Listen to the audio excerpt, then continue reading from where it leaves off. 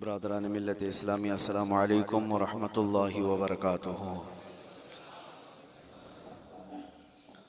अल्हम्दुलिल्लाह अल्हम्दुलिल्लाहिल हन्नानिल मन्नान अल्लज़ी खलक़ल इंसान व अल्लमहुल बयान वस्सलातु वस्सलामु अला रसूलिही सय्यिदिल इंसी वल जान व अला आलिही व अस्हाबिही ज़विल खैरि वल इहसान अम्मा बअद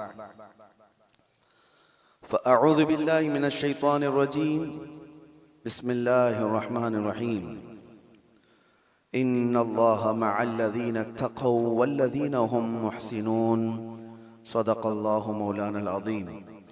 बारगाह रिसालत मुआब सल्लल्लाहु अलैहि वसल्लम में दुरूद पाक का हदिया पेश करें।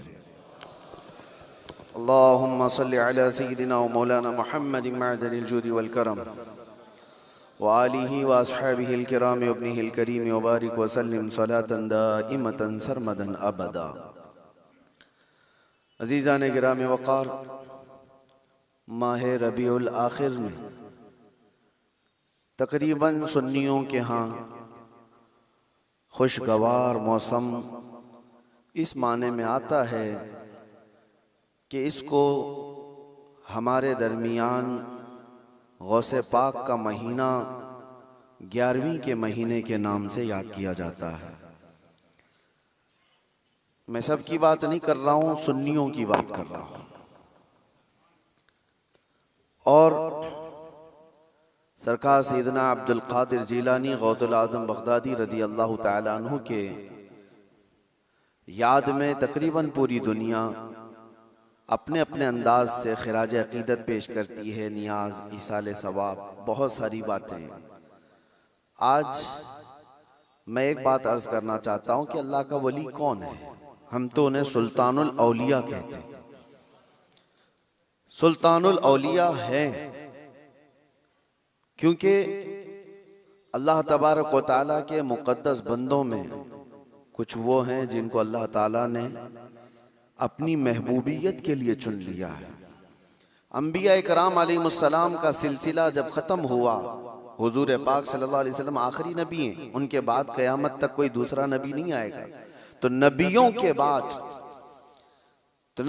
बाद नबियों का जो काम किया जाना है, उस काम को लेकर आगे बढ़ाने वाले उम्मत के वो सालिहीन को औलिया इकराम कहा जाता है। और वली होता कौन है?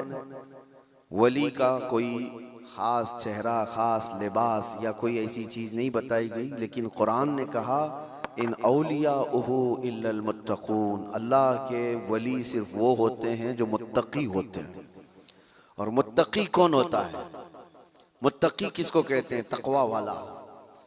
ये अरबी का लफ्ज़ है। मुत्तकी किसको कहते हैं? उसकी बहुत सारी डेफिनेशन है। एक चीज़ मैं बताऊं, हुजूर पाक सल्लल्लाहु अलैहि वसल्लम ने फरमाया कुछ चीज़ें हलाल हैं, कुछ चीज़ें हराम हैं। हलाल भी सबको पता है ये हलाल है, हराम भी सबको पता है ये हराम है, जो वाज़ेह है, जिसमें कोई शक नहीं। लेकिन हलाल और हराम के बीच में कुछ चीज़ें ऐसी हैं जिनके बारे में शक होता है कि हलाल है कि नहीं है, हराम है या नहीं। तो फरमाया गया ऐसी शक वाली चीज़ों को छोड़ देने का नाम तक़वा है। हराम चीज़ें छोड़ने का नाम नहीं। हराम चीज़ें छोड़ना तो मुसलमान के लिए ज़रूरी है। शराब नहीं पीता, चोरी नहीं करता, ज़िना नहीं करता, ये सारी चीज़ें नहीं करता, ये तो मुसलमान के लिए ज़रूरी हैं। लेकिन चंद वो चीज़ें हैं जो हराम और हलाल के बीच में मशकूक हैं, उन चीज़ों को भी छोड़ देने का नाम तक़वा है। और तक़वा दिल से होता है।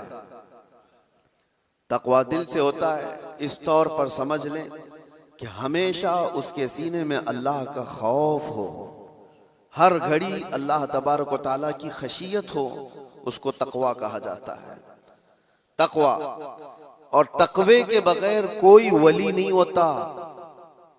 तक़वा सबसे बड़ी चीज़ ये है कि तक़वा कराता क्या है? ठंडियों में बिस्तर छोड़कर खड़ा हो जाता है बंदा अल्लाह की इबादत के लिए, तक़वा है।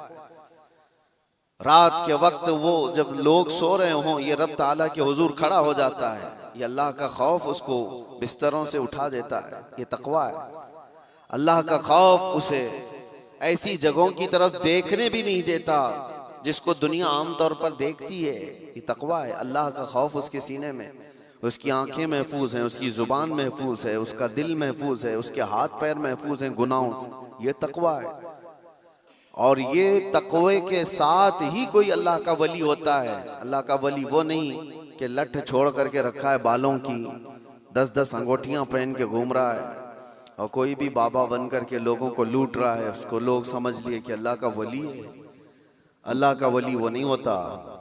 सबसे बड़ी बात आपको मैं बताऊं, हुजूर पाक सल्लल्लाहु ताला अलैहि वसल्लम को छोड़ करके कोई अल्लाह तक पहुंच ही नहीं सकता। बखुदा खुदा का यही है दर, नहीं और कोई मफर मखर, जो वहां से हो यही आके हो, जो यहाँ नहीं तो वहां नहीं। बे उनके वास्ते खुदा कुछ अता करे, हाशा गलत गलत ये हवस बेबसर की है। हुजूर को छोड़ करके कोई डायरेक्ट जाने वाला रास्ता है ही नहीं, नबी पाक सल्लल्लाहु अलैहि वसल्लम। अब ये बात मैं क्यों कह रहा हूं, कुछ वो लोग जो वली बनने का दावा कर रहे हैं, ढकोसला है, जिनके यहाँ हुजूर पाक की शरीयत का कोई लिहाज नहीं। हुजूर से अगर मोहब्बत हो तो हुजूर की सुन्नत से भी मोहब्बत होगी, हुजूर से अगर मोहब्बत हो तो हुजूर की शरीयत से मोहब्बत होगी। नबी पाक सल्लल्लाहु ताला अलैहि वसल्लम के सहाबा में सिद्दीक़ अकबर से बढ़कर वली कौन है? फारूक आजम की तरह वली कौन है? उस्मान गनी की तरह अल्लाह का वली कौन है? हैदर कर्रार तो शाह विलायत हैं, वलियों के सरदार हैं। तो मुझे आप बताओ, ये सहाबा में से कभी कोई ऐसा सहाबी जो रसूलुल्लाह की इक्तिदा करने में पीछे रह गया हो, कोई नमाज कज़ा करता हो, शरीयत की धज्जियां उड़ाता हो? कोई एक भी सहाबी आपको ऐसा नहीं मिलेगा, एक भी सहाबी नहीं मिलेगा। क्योंकि सबको पता है रसूल पाक सल्लल्लाहु अलैहि वसल्लम का दरवाजा छोड़कर अल्लाह तक नहीं पहुंच सकता, कोई नहीं पहुंच सकता। अब मैं यहां पर आपको एक मिसाल दे दूं कि बगदाद में एक बार ये मशहूर हो गया कि एक अल्लाह के वली दरियाए दजला के पास आए, बहुत इबादत करते हैं, बहुत तवज्जो से। गौसे पाक का जमाना है।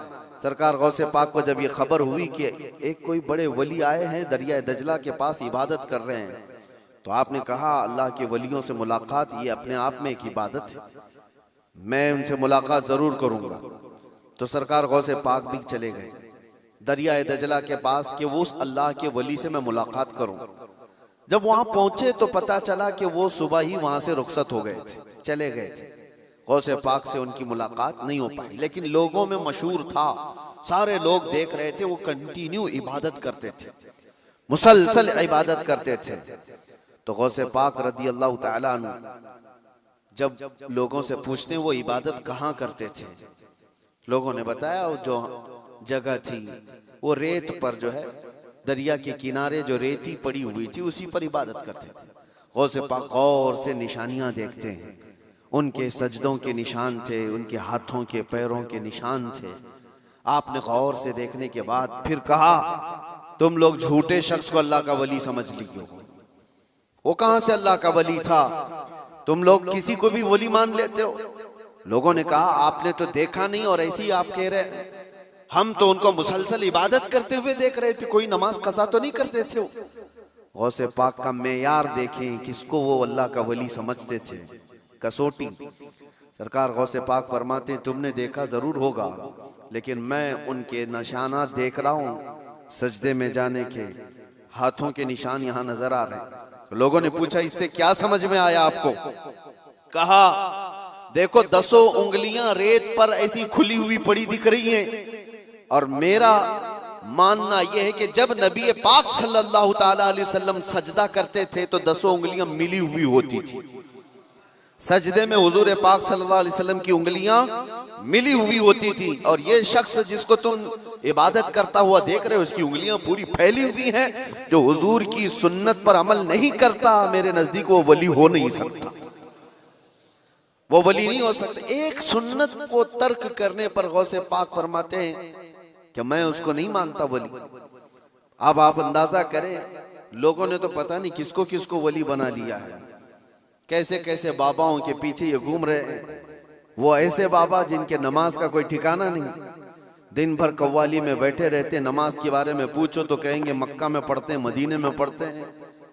कुछ वो भी हैं जो दिल की नमाजों की बात करते हैं। ये सब शैतान है। शैतान इस तरह के चेहरे बना करके उम्मत को गुमराह करता है।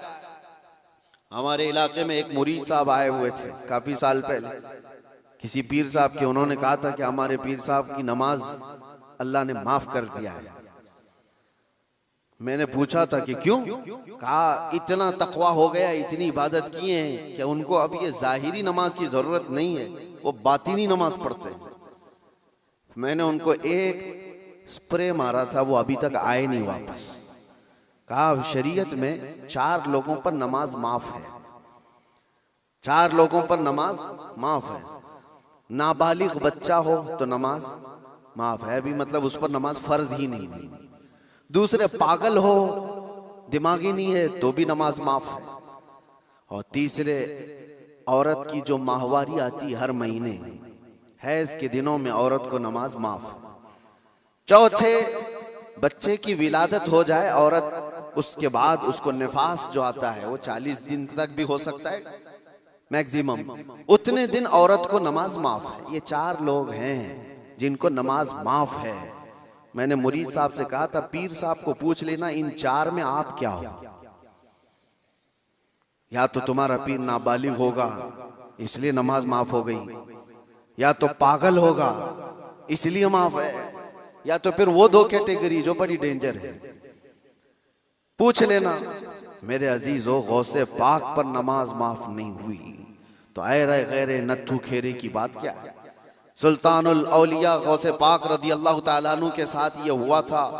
आप नमाज पढ़ रहे थे, बादल का टुकड़ा एक साया बन करके आपके ऊपर तारी हुआ और उससे आवाज आने लगी, ए अब्दुल कादिर, मैंने तुझ पर सारे हराम को हलाल कर दिया है, मैंने तुझे नमाज माफ कर दी है, तूने इतनी इबादत कर डाली। और जाहिर सी बात है ये 4 दिन लोगों में बैठ करके इबादत करके ये समझ लें कि मैं बहुत किया हूँ। गौसे पाक तो वो हैं जिन्होंने 15 साल तक एक पांव पर खड़े होकर रात भर नमाज पढ़ी है, और तकरीबन 40 साल उनकी इबादत के ऐसे गुजरे हैं कि एक अंगूर के दाने से सहरी करते थे और आधे गिलास पानी से इफ्तारी कर लिया करते थे। ये गौसे पाक की इबादत और मुजाहिदात इतने सालों के बाद अगर कोई कहे उनको तो बात तो ऐसी लगती है ना कि शायद दिमाग में ये बात आ जाए, हाँ इतने सालों की इबादत हुई, बादल के टुकड़े से आवाज आए कि अब्दुल कादिर मैंने सारे हराम हलाल कर दिए तुम पर और नमाजें माफ कर दी। लेकिन वो ऐसे वैसे लोगों की सोहबत पाए हुए और मौसमी तरीकों के वली नहीं थे। गौसे पाक रदी अल्लाह ताला अन्हु शान महबूबियत पर फाइज थे। आपने बरजस्ता कहा यह आवाज रहमान की नहीं है, ये शैतान की है। जब नबी पाक सल्लल्लाहु अलैहि वसल्लम पर नमाज माफ नहीं हुई तो मैं कौन होता हूं? अल्लाह के रसूल सल्लल्लाहु अलैहि वसल्लम जो साहबे शरीयत हैं, हुजूर ने नमाज नहीं छोड़ी और वो भी आखिरी वक्त तक। जानते हो रिवायात में मौजूद है उस वक्त रसूलुल्लाह सल्लल्लाहु अलैहि वसल्लम हुजरे से बाहर आ रहे थे जब आपकी वफात को चंद ही दिन बाकी थे। हुजूर की वफात को, हुजूर के इंतकाल को चंद दिन बाकी थे। हजरत अबू बकर सिद्दीक इमामत कर रहे थे, लेकिन उसके बावजूद रसूल पाक सल्लल्लाहु अलैहि वसल्लम सख्त अलालत के बाद हुजरे से बाहर तशरीफ लाए थे, इस हालत में कि रिवायात में मौजूद है हुजूर 2 सहाबा के कंधों पर हाथ रख करके बाहर आ रहे थे, पैर जमीन पर नहीं लग रहे थे। इस कदर शिद्दत की तकलीफ के साथ भी नबी पाक सल्लल्लाहु अलैहि वसल्लम मस्जिद में तशरीफ ला रहे हैं और यहाँ मुर्ग मुसल्लम तोड़ते हुए बैठे हुए वो पीर कहते हैं कि हमारे लिए नमाज माफ है। गौसे पाक ने जब ये कहा कि ये रहमान की आवाज नहीं, ये शैतान है, मेरे लिए नमाज माफ नहीं हो सकती, तो गौसे पाक रज़ियल्लाहु ताला अन्हु पर उसने गुरूर और तकब्बुर में लाने के लिए एक दूसरा हमला किया था और कहा अब्दुल कादिर तुम बहुत पढ़े लिखे हो, बहुत इल्म है तुम्हारे पास, तुम पढ़े लिखे ना होते, इल्म ना होता तो आज मेरे गुमराही में आ जाते। शैतान अपनी असली हालत पर आ गया। कहा ठीक है तुमने मुझे पहचान लिया, लेकिन तुम बहुत पढ़े लिखे हो, तुम्हारा इल्म इतना है कि तुम बच गए। गौसे पाक ने कहा तू दूसरा हमला कर रहा है मुझ पर, मेरे इल्म ने नहीं बचाया, मुझे रब के फजल ने बचाया।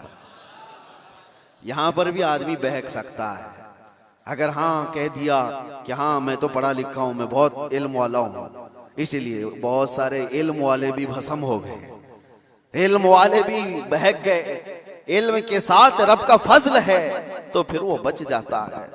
मेरे अजीजों, अर्ज ये करना है कि हुजूर पाक सल्लल्लाहु अलैहि वसल्लम की शरीयत को छोड़ करके कोई वली नहीं हो सकता। गौसे पाक रज़ियल्लाहु ताला अन्हु की 11वीं करने वाले, नियाज करने वाले, सबसे मेरा एक ही कहना है और सबके लिए एक मैसेज है कि तुम्हारी 11वीं, तुम्हारे खिचड़े, तुम्हारे नियाज ये फर्ज नहीं, ना ही वाजिब हैं, मुस्तहब के दर्जे में आ सकते हैं, लेकिन फजर की नमाज से लेकर इशा की नमाज तक फर्ज ये तुम्हारे ऊपर ऐसा ज़रूरी है कि इस चीज़ के लिए कोई माफ़ी नहीं है। एक साल तुमने देग नहीं बनाई, नियाज नहीं की, तो क़यामत के दिन नहीं पूछा जाएगा कि तुम गौसे पाक की फातिहा करते थे कि नहीं करते थे। ये सवाल नहीं होगा, लेकिन ये सवाल ज़रूर होगा कि फजर में उठे क्यों नहीं थे। ये सवाल ज़रूर होगा इतनी नमाजें क़ज़ा क्यों हुई तुमसे।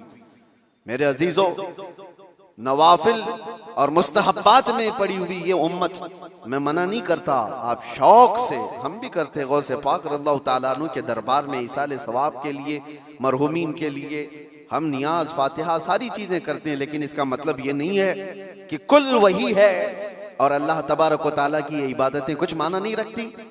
नमाज नहीं है, कुरान नहीं है। अजीज़ा ने गिरामी, मैं उन लोगों से पूछता हूँ जो 2-2, 3-3 घंटे कव्वालियों पर रक्स करते हैं, कुरान की एक सूरे भी तो सुन के दिखाओ। वो रब का कलाम है, अल्लाह का कलाम है। किसी कारी कुरान से तुम किरत सुन करके झूमो, फिर पता चले कि ईमान तुम्हारे दिल में कितना है। ढोल बाजों पर रक्स करने वाली कौम, ईमान से अगर ताल्लुक है तो इन खुराफात में नहीं जा सकता कभी। ईमान मजबूत करो, औलिया कामिलीन की जमात से वाबस्ता रहना ये जरूरी है, लेकिन उसका मतलब सिर्फ ये नहीं जो बनाया गया है। हम सुन्नियों पर एक बड़ा इल्जाम ये लगाया जाता है कि ये सिर्फ चादर, गागर, जुलूस, फातिहा, नियाज, 11वीं वाले लोग हैं। मेरे अजीजों, वो एक पार्ट है। जालिमों ने जिस तरह का ये हमारे ऊपर इल्जाम लगा कर रखा है कि ये सजदे करने वाले लोग हैं, कब्र की पूजा करने वाले लोग हैं, और मज़ारात औलिया पर जाकर शिर्क व बिदअत करने वाले लोग हैं, दुनिया को ये फैला करके रखा गया। हम उससे बरात का इजहार करते हैं।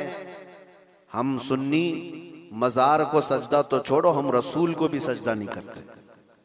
सजदा सिर्फ और सिर्फ अल्लाह वहदहु ला शरीक के लिए है, इबादत सिर्फ अल्लाह रब्बुल इज्जत के लिए है। सजदा तो दूर की बात, झुकना भी जायज नहीं है, झुकना भी जायज नहीं है।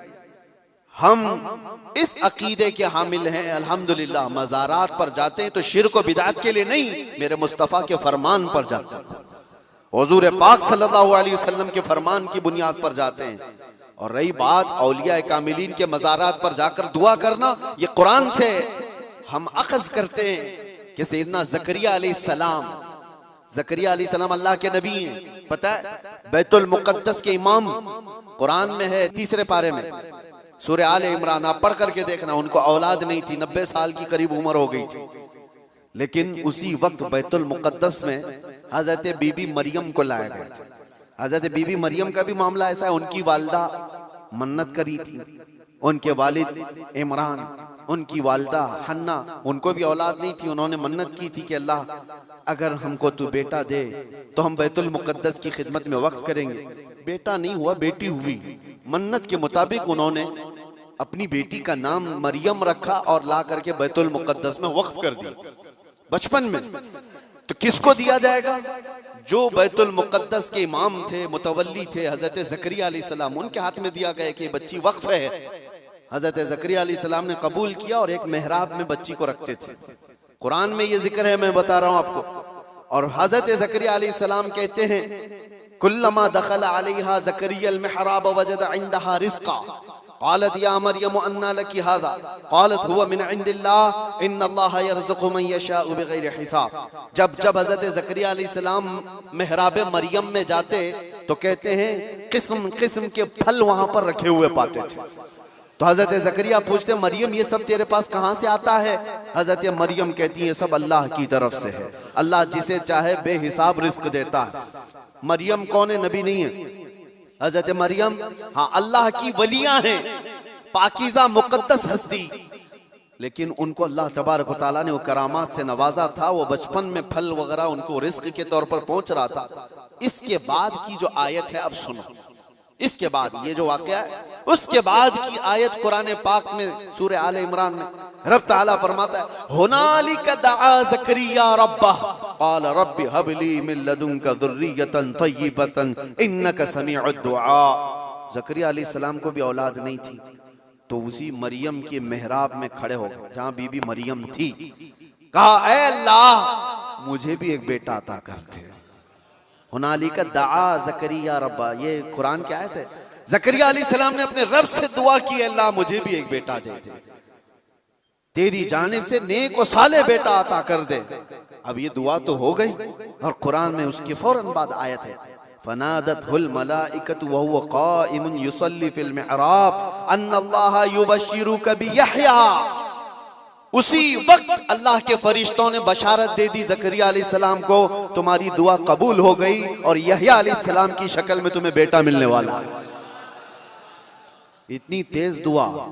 अब मैं आपको बताता हूं ये आयत मैं क्यों पढ़ रहा हूं और क्यों आपके सामने रख रहा हूं।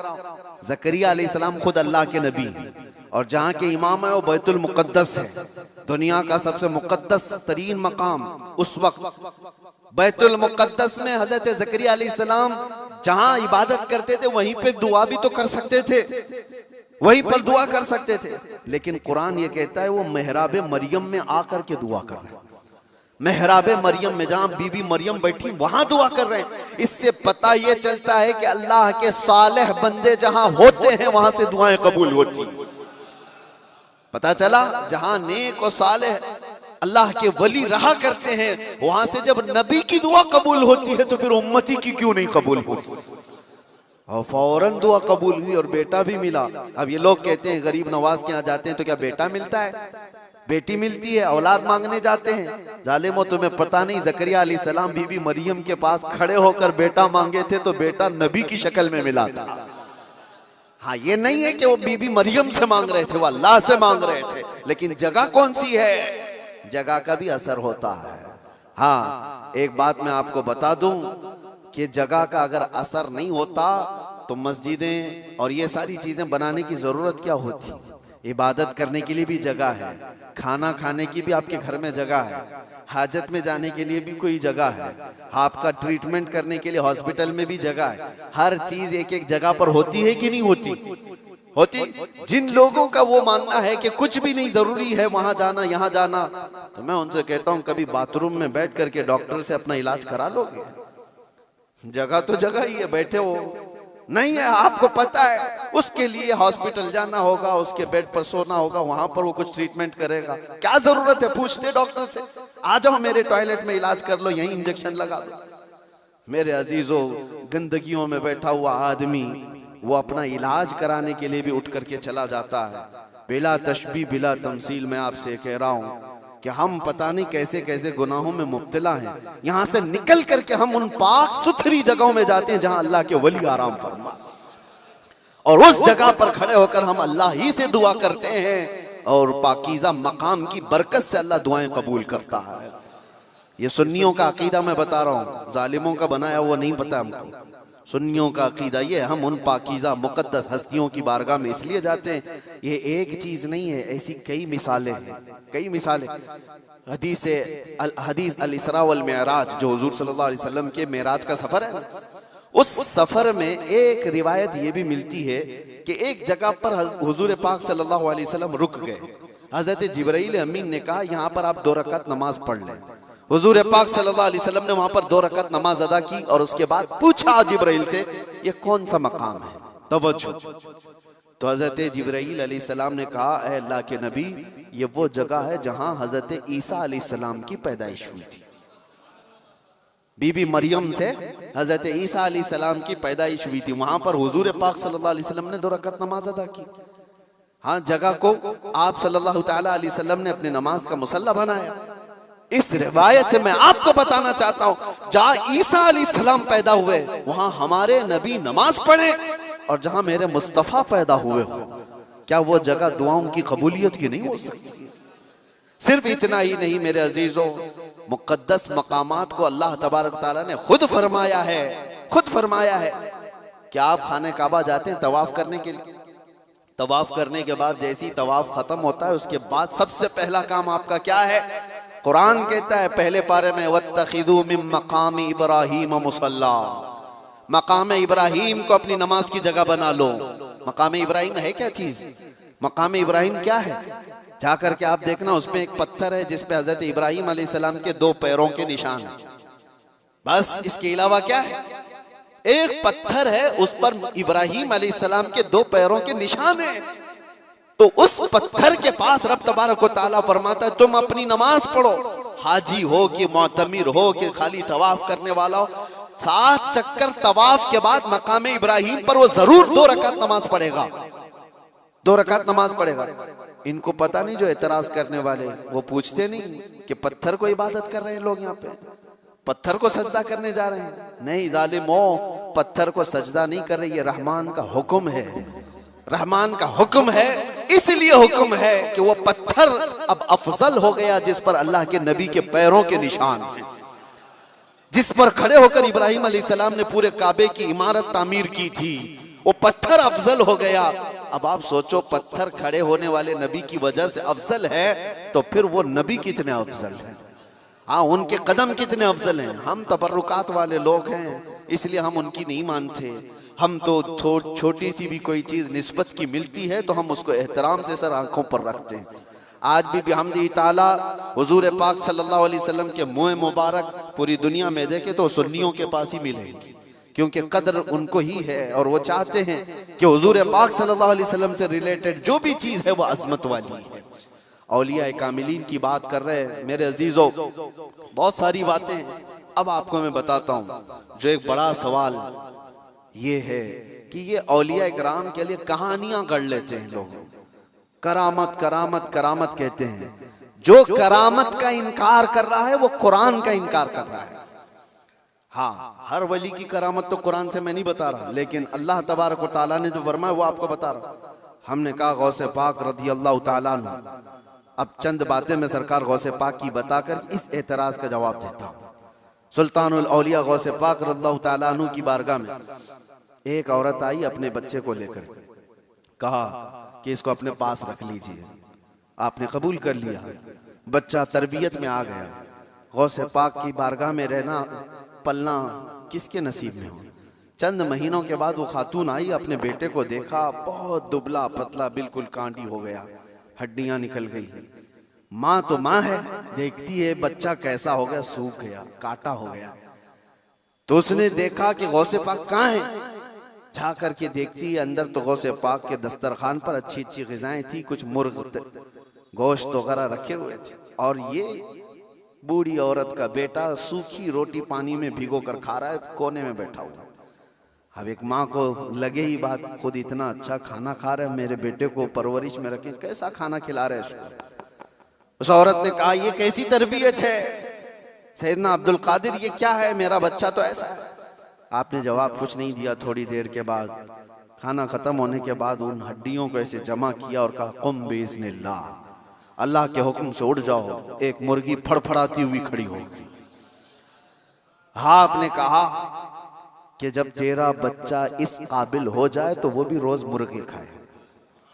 उसकी तरबियत चल रही है, उसकी तरबियत चल रही है। जब बंदा अपने नफ्स को मार लेता है तो अल्लाह सारी ताकतें उसको अता करता है। अल्लाह के लिए जब बंदा दुनिया छोड़ देता है तो अल्लाह उसका हो जाता है। तो गौसे पाक की ये बात बताने पर एक साहब मुझसे कह रहे थे, कहाँ से आप ये सारी चीजें लेकर के आ गए कि एक बंदा भी किसी चीज को जिंदा कर रहा है। उन्होंने ये नहीं देखा क्या गौसे पाक ने क्या कहा, अल्लाह के हुक्म से उठ जा। गुफ्त-ए वो गुफ्त-ए खुदा बुवत, फारसी में कहा जाता है अल्लाह का वली इस मकाम पर पहुंच जाता है कि जब वो बोलता है तो जुबान उसकी होती है, कलमा अल्लाह का होता है, कलमा अल्लाह का होता है। गौसे पाक की इस करामत पर एतराज करने वाले, तुम्हें पता नहीं, मुर्दों को जिंदा करना, अगर ये सिर्फ और सिर्फ आप ये कहते हैं कि इसकी वजह से शिर्क हो जाएगा, शिर्क का अकीदा, अल्लाह का काम ये जिंदा करना अल्लाह का ही काम है। लेकिन अल्लाह अगर किसी को ये ताकत दे दे तो क्या इब्राहिम अलैहिस्सलाम का वाकया कुरान में नहीं है 4 परिंदे ले लो, उनको ज़बह करो, उनका कीमा करो, मिक्स करो, 4 पहाड़ों पर रख करके आओ। तीसरे पारे में है। और इब्राहिम अलैहिस्सलाम ने 4 परिंदों को ज़बह किया, उनका कीमा किया और अलग अलग पहाड़ों पर रख कर आए। और फिर अल्लाह ने फरमाया हर परिंदे का नाम लेकर बुलाओ, तुम मदउहुन्ना यातीनक सअया। कुरान में परिंदों को जब से इब्राहिम अलैहिस्सलाम ने पुकारा, वो उड़ते हुए आए अपनी अपनी मुंडियों के साथ। और इधर जो गोश्त था वो पूरा जिस्म बन गया और सब के सब अपने अपने मुंडियों से जुड़ गए और जिंदा परिंदा होकर उड़ गए। ये वाकया कुरान में मौजूद है। सिर्फ इतना ही नहीं मेरे अजीजों, ईसा अलैहिस्सलाम के बारे में कुरान क्या कहता है कि ईसा अलैहिस्सलाम वो उबरिउल अकमह वल अबरस व उहयिल मौता बिइज़्निल्लाह, जो सफेद दाग वाला होता था, कोढ़ की बीमारी वाला होता था, ईसा अलैहिस्सलाम हाथ रखते तो सही हो जाता था। और कभी मरे हुए आदमी को ठोकर मारते तो जिंदा खड़ा हो जाता था। मट्टी के परिंदे बनाते, फूंक मारते, वो उड़ने लग जाते थे। ये इधर उधर की किताबों की बात नहीं कर रहा हूं, कुरान की बात कर रहा हूं। कुरान में मौजूद है। अल्लाह के नबियों को अल्लाह ने ये ताकत अता की थी। मेरे अजीजों, गौसे पाक रदी अल्लाह ताला अन्हु की इस करामत पर एतराज करने वाले वो सिर्फ जाहिर को देखते हैं। गौसे पाक उम्मत मुस्तफ़ा के वली कामिल हैं, रसूलुल्लाह की उम्मत के वो औलिया के सरदार हैं। अल्लाह ने उनको वो ताकत अता फरमाई थी कि जब वो किसी चीज को हाथ लगा देते तो अल्लाह उनकी उस चीज को पूरी फरमा देता था। अब आपको चंद करामतों के बाद ये भी मैं बता दूं। एक बार गौसे पाक रज़ियल्लाहु ताला अन्हु बयान कर रहे थे और एक चील उड़ती हुई आई ऊपर से, बहुत ची ची ची आवाज कर रही थी। तो मजमे में इधर से उधर लोग देखने लग गए। डिस्टर्ब हो जाता ना, यहाँ होता है, अभी थोड़ी सी आवाज उधर आ जाए तो सबकी गर्दनें उधर हो जाएंगी। और गौसे पाक के मजमे में ये बेअदबी है। हुजूर गौसे पाक खुतबा दे रहे हो और इधर उधर कोई चेहरे उठाए तो आपने सिर्फ और सिर्फ घूर करके उस चील को देखा, उसकी मुंडी अलग और धड़ अलग गिर गए। वो मर के तड़पने लगी, खत्म हो गई। आपका खुतबा चलता रहा, अब कोई गर्दन उठा के देखता भी नहीं था। सब गौसे पाक की तरफ कि वो निगाहे जलाल जो चील पर पड़ी थी कहीं और भी ना पड़ जाए। सबका इन्हिमाक तवज्जो के बाद जब गौसे पाक का खुतबा खत्म हुआ तो ऐसा नहीं कि आप उस चील के पास गए, उसके मुंह को उठाया, उसके धड़ से लगाया, कहा कुम बिइज़्निल्लाह, अल्लाह के हुक्म से उड़ जा। वो चील फिर से जिंदा उड़ती चली गई। ये करामात के बाब में है। ये करामात, इसको क्या कहते हैं? करामत मौजिज़े का परतव है। अल्लाह के वली के हाथ से ऐसा काम जो आम आदमी नहीं कर सकता। और ये खसूसी ताकत अल्लाह ताला ने अपने बंदों में उन औलिया को दी है जो मुत्तकी और परहेजगार होते। अब मैं आपको बताता हूँ, वक्त कम है। ये कहते हैं कहानियां हैं, ये लोगों की बनाई हुई दास्तानें हैं। मेरे अजीजों, तुमको मानना और ना मानना ये हमारे लिए जरूरी नहीं है और ना ही हम किसी को मनवाने जा रहे हैं।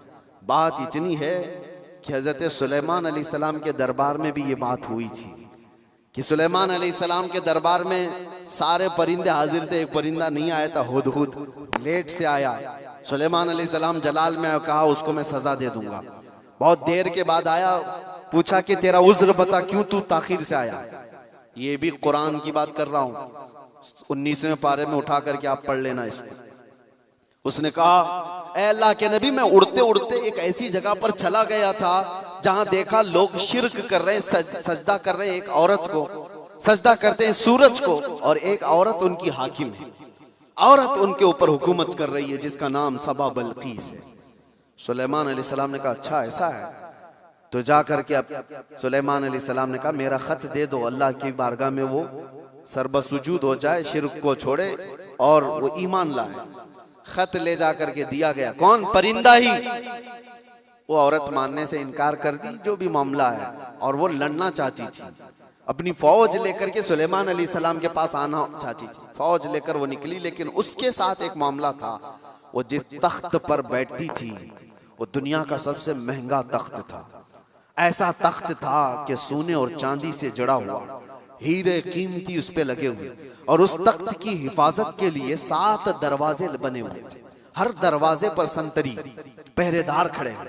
सुलेमान अलैहिस्सलाम को ये बात हुदहुद ने बताई, लेकिन ये तो जिक्र कुरान में इसका नहीं है। लेकिन सुलेमान अलैहिस्सलाम को ये मालूम था कि उसका तख्त है। वो गैब के जानने वाले को ही नबी कहा जाता है। आपने सिर्फ अपने मजमे में इतना कहा, सुना है बल्कीस अपने यहां से निकले। बल्कीस कहां रहती थी? यमन में। सुलेमान अलैहिस्सलाम कहां रहते थे? फिलिस्तीन में। आप डिस्टेंस आज के जमाने में भी नाप के देख लेना कितने किलोमीटर का है। यमन कहां है और फिलिस्तीन कहां है। सुलेमान अलैहिस्सलाम ने अपने मजमे में सिर्फ इतना कहा, कोई है जो बल्कीस के आने से पहले वो तख्त मेरे पास लेकर आ जाए। जो तख्त हिफाजत में है, 80 गज लंबा, 40 गज चौड़ा, छोटा मोटा नहीं है, 80 गज लंबा, 40 गज चौड़ा और उतना ही मोटा। तो सुलेमान अलैहिस्सलाम ने जब ये कहा तो किसने जवाब दिया सबसे पहले? वो भी कुरान में, क़ाल इफ़रीतुम मिनल जिन्नि अना आतीक बिही क़ब्ल अन तक़ूम मिन मक़ामिक। एक जिन खड़ा हुआ, जिन्नात जो मुवक्किल हाजिर करने के लिए बाबा लोग चिल्ले कर रहे हैं, उनको भी बयान कर रहा हूं मैं। और कुछ लोग ये समझते हैं जिन्नात मिल जाना चाहिए, हाथ में वो कर दूंगा, ये कर दूंगा। जिन्नात हाथ में आ गए तो पूरी बैंक लूट लूंगा, जिन को लगा दूंगा, थैले भर भर के पैसे ला कर दे देगा। जिन की हैसियत क्या है तुम्हें पता भी नहीं, किसी दिन उठा के तुमको ही पटक देगा। जिन क्या कहता है कुरान में है, ऐ अल्लाह के नबी मैं ला के दूंगा, वो तख्त मैं ला करके दूंगा। कब तक? आपकी ये मजलिस खत्म होने से पहले। अभी अगर मजमे में कोई मुझसे कह दे कि हज़रत जुम्मा का बयान होने से पहले मैं एक काम कर दूंगा, तो आपको समझ में आ जाएगा कितना टाइम है। बस 4-5 मिनट की बात होगी। उस जिन ने कहा, अच्छा ये सुनने के बाद आपको भी लग रहा होगा जिन ने कहा है तो ठीक है, ला के दे सकता है। जिन्नात की ताकत सबके दिमागों में बैठी हुई है। जिन तो मतलब जिन है, यहां से उड़ा उधर पहुंचा, उधर से उड़ा इधर पहुंचा, यही दिमाग में है ना। कुछ भी कर सकता है जिन, ये सबके दिमाग में है। लेकिन सुलेमान अलैहिस्सलाम ने उस जिन से कहा, नहीं इससे भी जल्दी कोई ला सकता है। दूसरा जिन नहीं खड़ा हुआ, क्या इस जिन को इतनी ताकत नहीं है, मैं ला सकता हूं। दूसरा जिन नहीं खड़ा हुआ। कुरान कहता है, क़ाल अल्लज़ी इंदहु इल्मुम मिनल किताब, किताब का इल्म जिसके पास था, अल्लाह का एक वली खड़ा हुआ सुलेमान अलैहिस्सलाम की उम्मत में। वो कहता है अल्लाह का वली, जिनका नाम आसिफ बिन बरकिया बताया जाता है, उन्होंने कहा, अना आती कभी क़ब्ल अन यरतद्द इलैका तरफुक। ऐ अल्लाह के नबी मैं वो तख्त लाऊंगा। कितनी देर में? कहा कि आपकी पलक झपकने से पहले। और फिर कुरान कहता है, फलम्मा रआहु मुस्तक़िर्रन इंदहु। सुलेमान अलैहिस्सलाम की बात कंप्लीट भी नहीं हुई थी, आपने पलट कर देखा तो वो तख्त वहां हाजिर था। कौन लाया? सुलेमान अलैहिस्सलाम खुद नबी हैं, उनका पावर अपनी जगह पर, लेकिन लाने वाला नबी नहीं था, वो उस उम्मत का वली था। किस उम्मत का? बनी इसराइल में है। सुलेमान अलैहिस्सलाम बनी इसराइल के नबी हैं।